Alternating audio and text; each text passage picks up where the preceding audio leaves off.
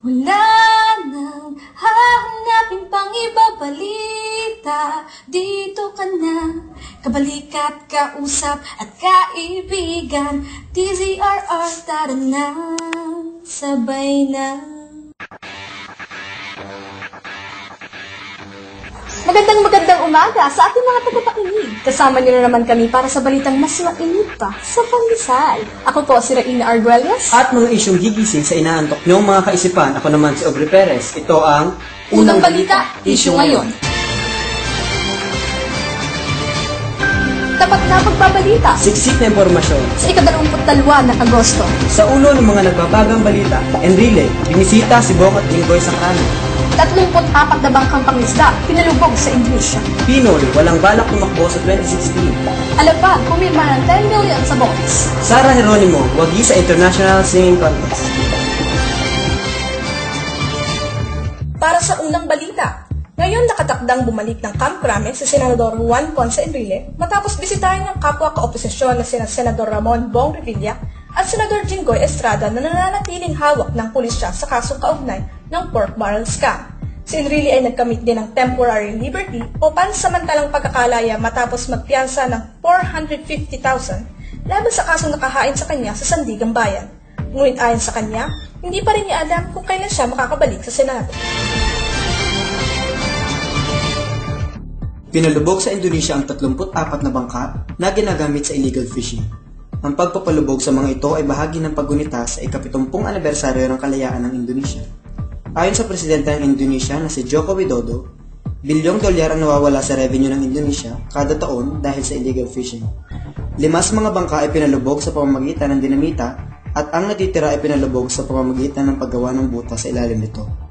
Ayon sa opisyal ng Maritime Ministry na si Asep Burhanuddin, ang mga bangkang binutasan sa ilalim ay magiging artipisyal na tirahan ng mga isda.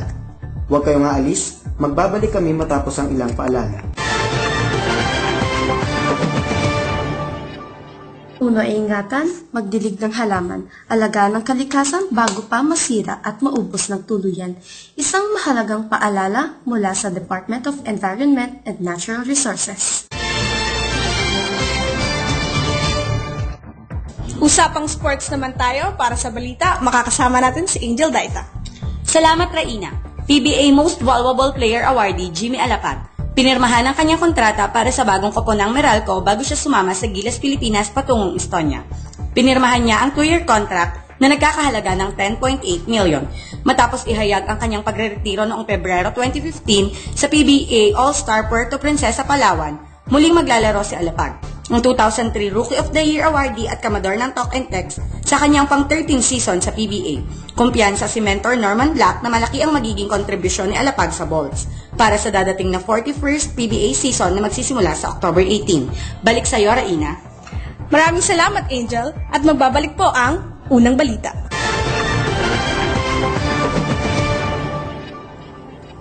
Ang dry na ng hair ko.